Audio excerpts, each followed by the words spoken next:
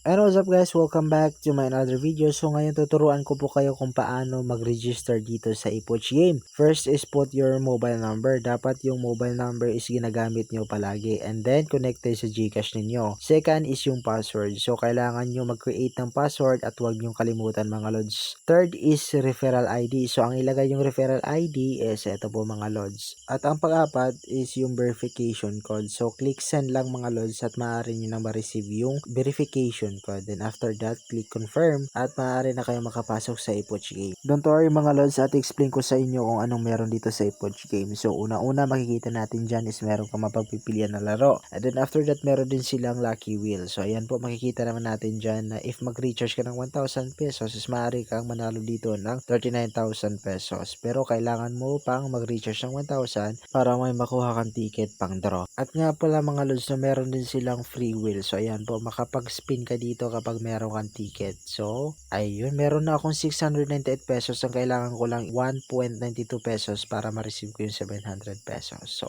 eto pala yung itsura ng ePoch Game at meron din silang daily task. So ang kailangan mo lang is dapat ma-achieve mo yung mga tasks nila para makuha mo itong 40 pesos, 50, 50 pesos. So nga pala mga lods, ito yung pang last explain ko sa inyo is maaari ka ditong manalo ng 200,000 pag naka first place ka kasi meron silang monthly rank. So ayan po. So don't forget to subscribe mga lods no at click the notification bell para always kayong update sa mga video ko.